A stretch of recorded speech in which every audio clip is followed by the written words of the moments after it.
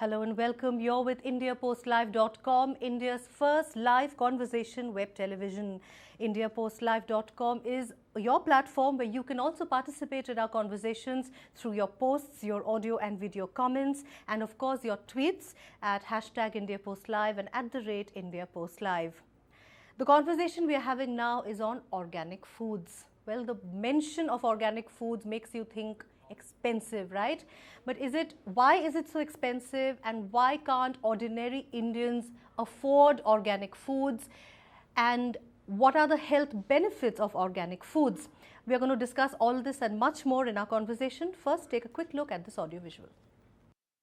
While Indians get serious about their fitness by avoiding fat in their meals, the other big thing on their mind is going organic. Organic food stores are mushrooming across India's metro cities, and the business is pegged anywhere close to 2,000 crore rupees. Organic food is made without the use of any chemical or fertilizer, hence the term organic, just the way our ancestors produced their agricultural goods. But the trend of going organic is still limited to cities like Delhi, Mumbai, Pune, Bangalore, Hyderabad and Chennai. With the organic food market revenues in India expected to grow at 25% annually, the future for the industry looks bright. So does the future of the industry of organic food look bright? Is it bright at all?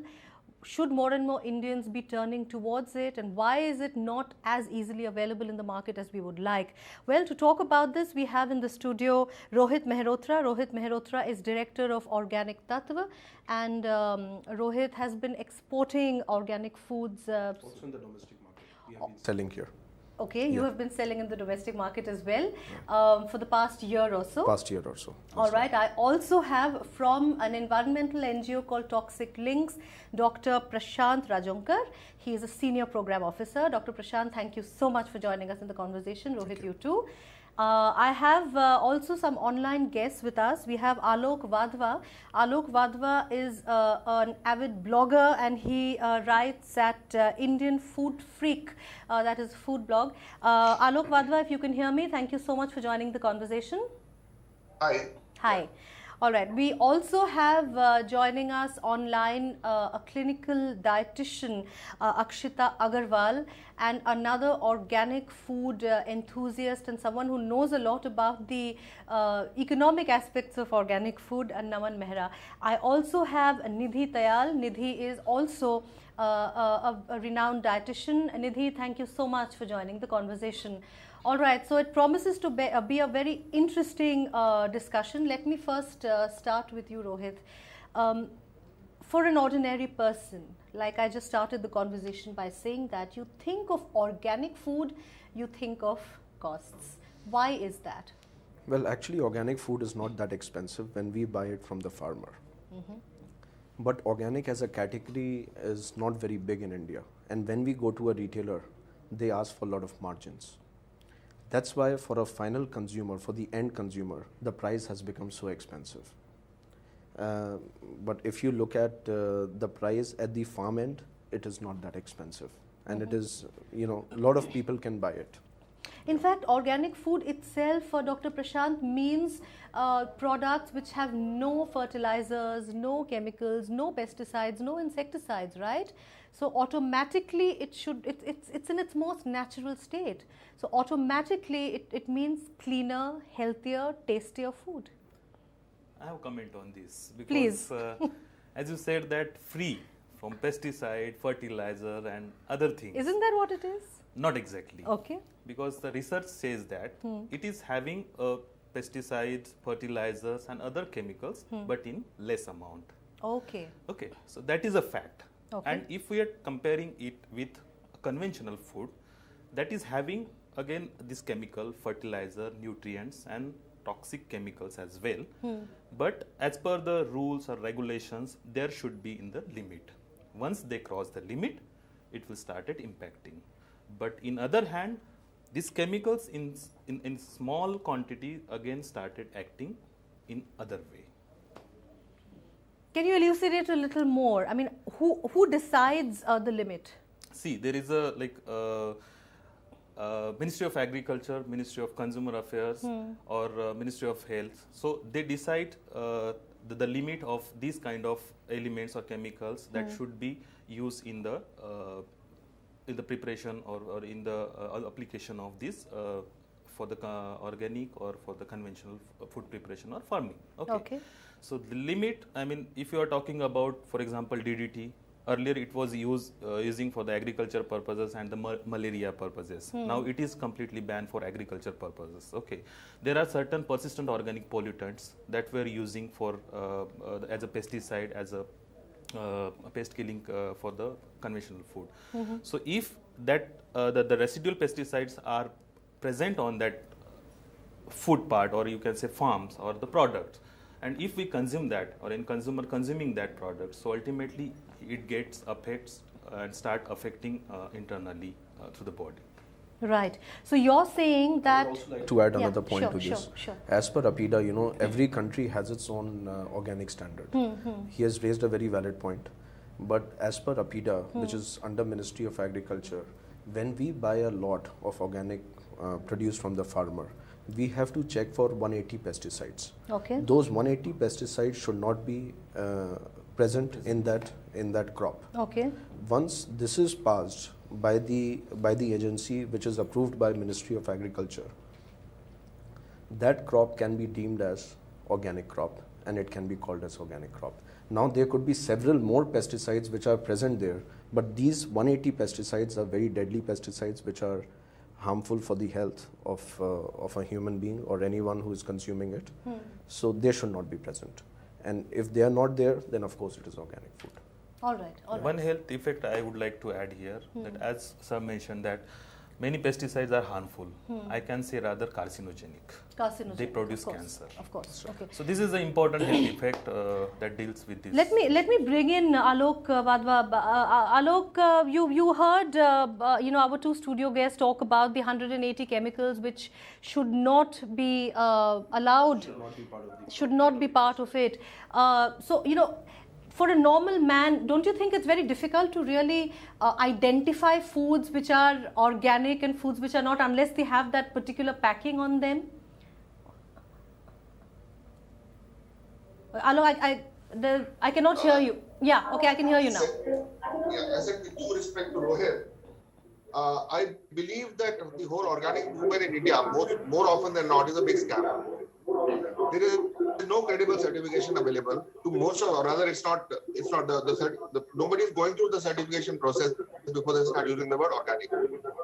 There is nothing legally that we can do to prosecute these people, because organic is basically it's very Alok, easy. can I just interrupt you for a second? Yeah. Is the website on your computer, because there's an echo? I can hear my own voice echoing and yours too. No, there's no website on. Is the India Post Live website on your system? No. Okay, I could hear an echo, that's why. I've shut off my browser, so hopefully it will work better now. All right, Is it please better? go on. Please go on. Yeah. So I was saying that one is there is no honest certification process that is followed here, like in the West. So today, you and I can just go to the market, pick up the uglier looking fruits and vegetables, double the price, call them organic, and we can successfully sell them. There is nothing that can stop us from doing that. Okay. So that's one. I mean, correct me if I'm wrong, Prashant and Rohit. I will let you complete first, then I'll come back. Yeah. Please. Yeah. So more often than not, I may be paying more than double the price for something which has no organic benefits. Okay. Coming to organic benefits, here is where I have a bigger point. This is the point which economists have made, and I completely subscribe to it.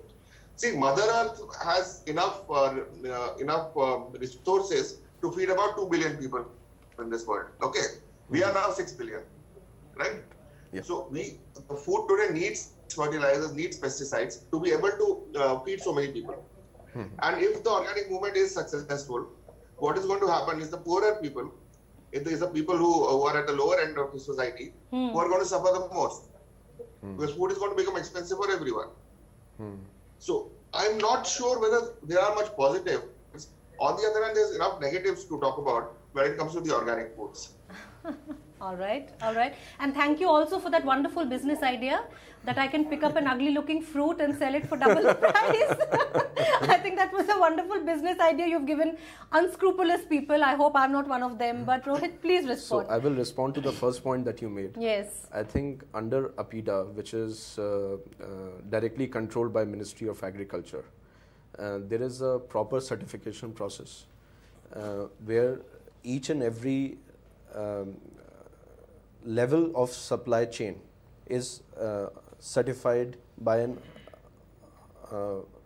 a company, by a certifier, basically, which is approved by APIDA. So, for example, I am doing this practically. What happens when I buy my lot? I have my contract farmers. My contract farmers must be organic certified by 20 agencies approved by APIDA. Then they will transfer their produce to me. I will process the lot, and once they transfer the lot to me, there is a transaction certificate which is issued by them, right? This transaction certificate is issued on the APIDA's website. It is basically like a bank balance. So if I buy 50 tons of organic basmati rice, at the end of the day, I can only sell 50 tons of organic basmati rice, which is clearly visible to all the government authorities. I mean, if I have to sell even in the domestic market or export this produce, I need that transaction certificate. All right. So I think, see, we cannot generalize it. There are good and bad players in every industry, and organic is also one of those industries in India. But there are companies which are following it properly as per the rules laid down by the government. And I personally think the rules which are laid down by the government are foolproof, and if companies follow them properly, there should not be any problem. All right, let me now bring in Akshita. Akshita Agarwal is a clinical dietitian. Akshita, tell us, we just, there was a myth that was kind of dispelled on this show, thanks to Dr. Prashant, that there is absolutely no fertilizer or absolutely no pesticide in organic foods. It is not the case. But, when it comes to you, don't you think that when you talk of organic foods to your clients, don't they come up with a complaint that it is too expensive? We can't afford to buy organic foods all the time? See, the kind of problems that we face is that most of the people don't know about it. Okay. Right. Very few people know what is organic food. Right. And if at all we try and educate them, then when they actually go to the market to purchase it, the prices are so high that they, either tell us and, ask us to give an alternative, or they would say that, what is the added on benefit? If you go into the deep detail, then they would say, "Chodo na ma'am, let's just buy something else, just cheaper alternative hai." Right. So it becomes really difficult for us to persuade them to buy something which is organic and in long run healthy for them. So the number of patients who come to me, and I've tried inculcating, I started with green tea first. I started, I told them to take green tea of Organic India, which is, the organic tea. It is the most mild tea which anybody can take. But most of the people would say कि ये वाला brand भी available है, ये easily available है, इसका price Tetley is भी कम available. है. Lot of advertisements on Kareena Kapoor, right. Andar wala snan and all that, yeah. That's right. So is Tetley green tea less organic than Organic India green tea? It's not organic at all. It's not organic? They Tetley is don't- not organic? No, it is not organic. Thank you. Another It myth. is just green tea. A lot of myths being dispelled on this show. Well, all green teas are not organic. I think. Exactly. Yeah. When Yeah. we try and communicate this to them, so they are not, ready to accept this, because the fancy advertisement that they see is not of Organic India. It is of Tetley, or probably, XYZ brand, for that matter. So, Yeah. first of all, what we need to do is we need to educate people what is, organic foods as such. Then we need to make them available in the market at a cheaper cost. Now, this can't be done, only by a private manufacturer. This has to be done at the level of the government. Like, Sikkim, for example, they have taken this initiative Yeah. on making the entire state as organic. Yeah. So by 2015 or, tentative 2015, they are targeting that the whole state will be organic. So something like that is, that should be the target, which we should see that India as a whole, should also take up something like this. All right, Akshita, thank you. Let me bring in Naman Mehra now. Naman is an organic food enthusiast, and he's been studying a lot about organic foods. Naman, thank you for joining the conversation. Akshita just talked of promoting and ensuring that more and more people are made aware of organic foods. Of course, we've also had Alok tell us that organic foods might not be as organic as we would like to think. But do you think very little is being done to actually promote organic farming in India, and why?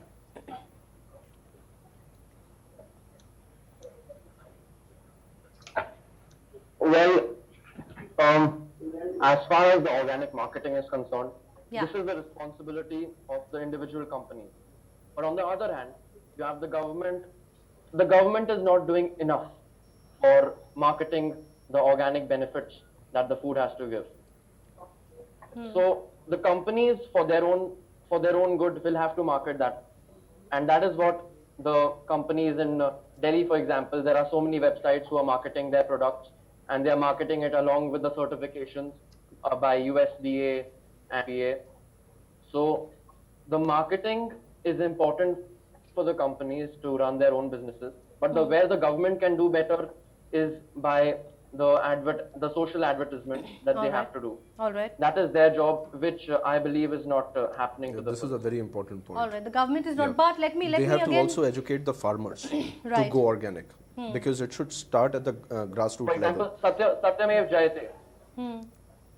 Yeah. go on, Naman.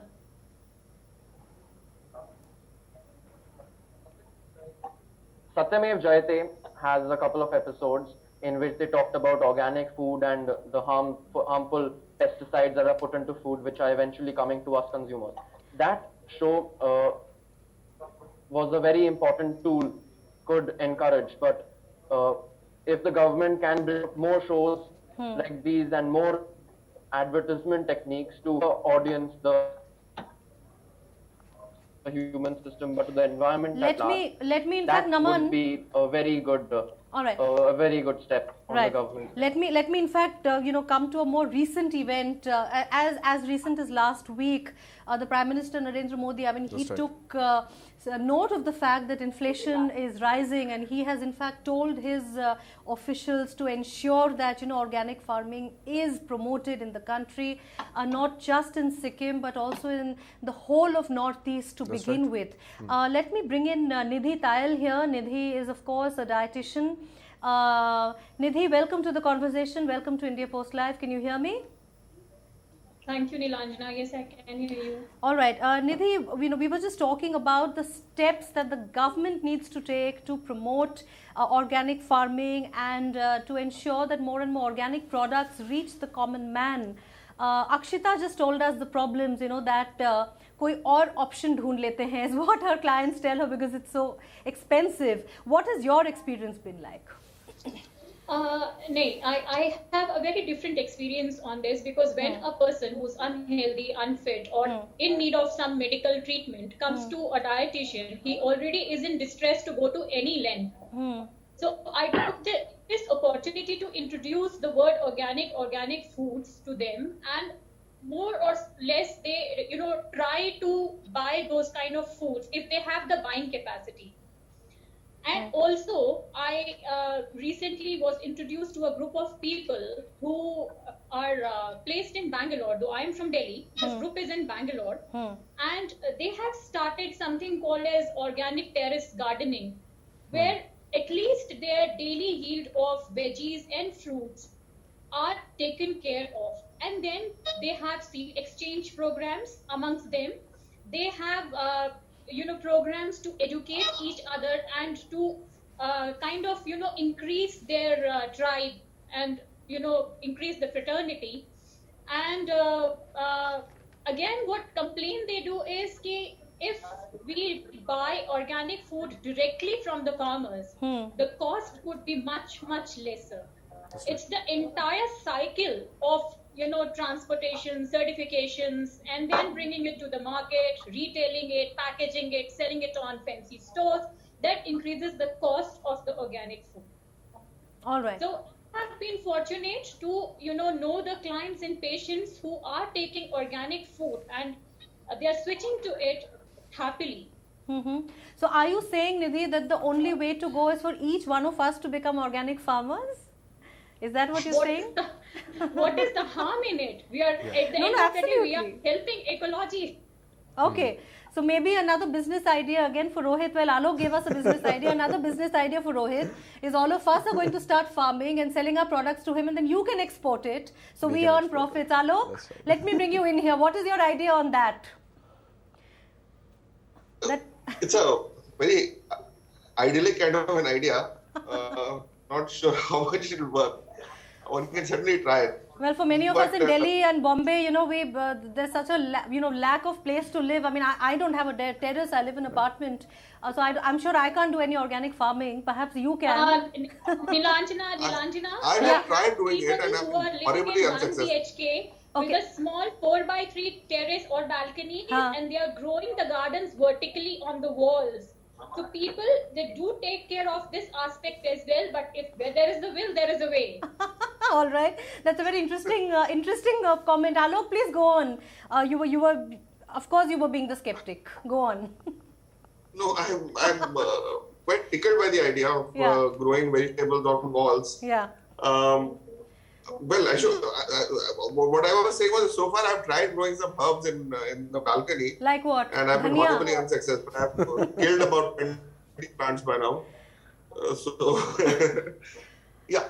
The bigger point is that, of course, having organic food is very good. It's tastier food. I can say as a cook, it's greater fun to cook with organic food. And there's nothing. Only part is the fact that it's so expensive, and it's not expensive because the farmers are making more money. That's right. It's more expensive because the whole mercantile system is geared to make it a luxury product. Right, exactly. That's a wonderful point. It's a lifestyle thing. Rohit, I'll just like to come in here. I'll give you a comparison.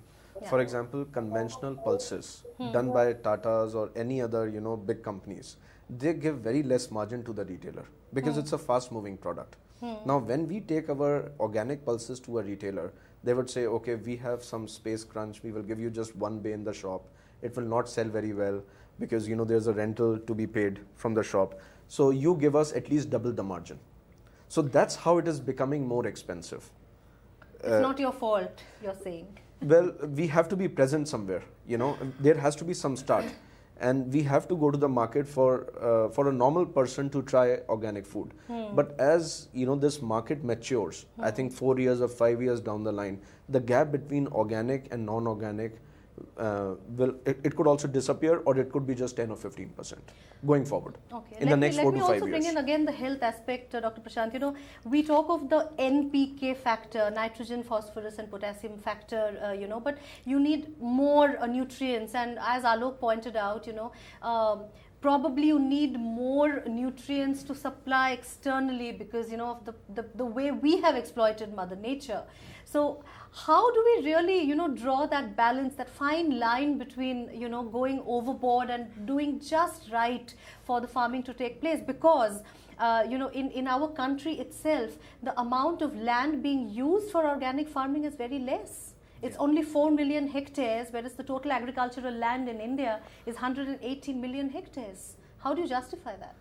See, earlier it was the thing that, 10, 15 or 20 years ago, 15 years ago, when the concept came, that organic farming. So earlier it was that the people, when there is a stage of agricultural new production, like sieving and other things, at that time they just go and put NPK. Urea, sulfate, phosphate and other nitrogen, phosphorus and potassium. Okay, so that was the practice. But nowadays, in conventional farming, the practice has been changed. Now there are different laboratories who test the soil. So farmers can approach them and test their soil and see the level of nutrients. And if they want to develop a nutrient level, so they can add the NPK accordingly. If there is a less NPK, they can add NPK, urea and other stuff like that. So this is all about conventional farming. But if we are talking about organic farming, in that case, we need to develop the farm for organic farming, and it will take up to 3 to 5 years. Exactly, yes. Most of the you people need to prepare the soil. Prepare the soil. And who will pay that economy or that cost from 0 to 5 years for that farmer. Absolutely. Because yeah. if I'm from Maharashtra and I know our state is like famous for suicide of farmers because of this economical condition and because of this loss of crops while they are starting their sieving and starting their agriculture. You talked about the land available. Yeah. But you specially focused on the available land. But we have not speaking about the land available for organic farming.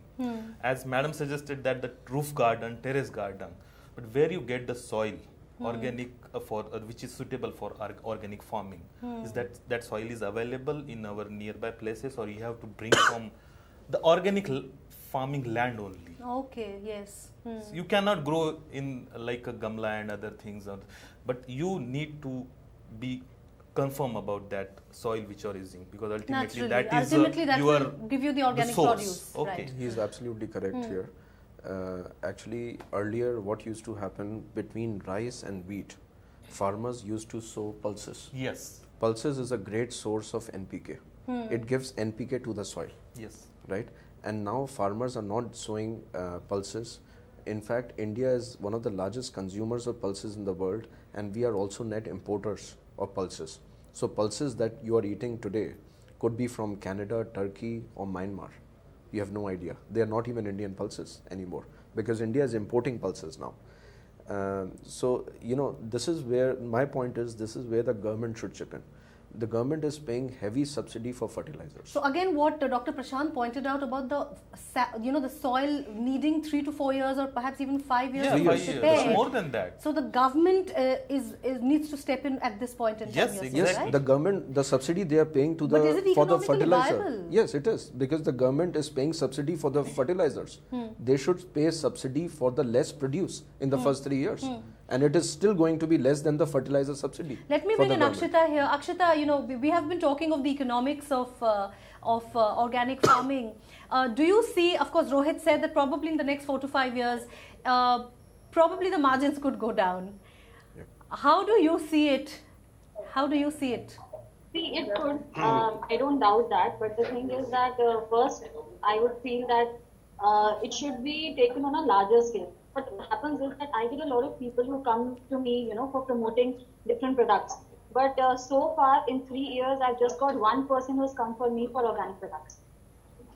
So that is the kind of ratio I'm trying to tell you. Very less people are uptaking this business. Very less people are, encouraging people to take organic foods. And if at all, in coming years, the margin goes down and the products are easily available and it could be purchased by everyone belonging to all the stratas, then probably the consumption of organic products can go up.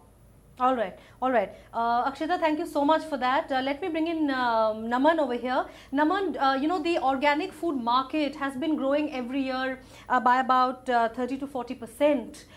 We just said that it's, a 2,000 crore rupee industry. Where do you see this going? But, the point is that most organic foods that even India manufactures is going out, it's going abroad. We are exporting it. What about our own people? How do you see the market? I can't hear you, Naman. Naman? Yeah.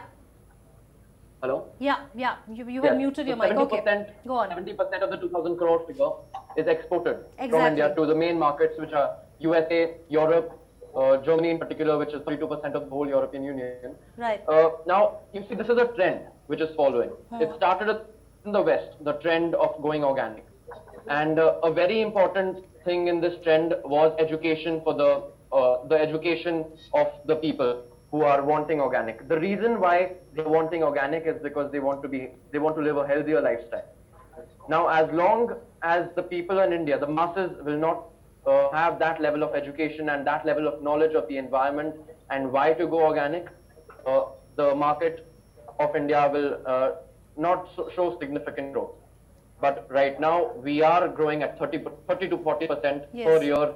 Our organic market is growing. Yes. So as long as the trend of education will go up, the trend of going organic will be parallel to that.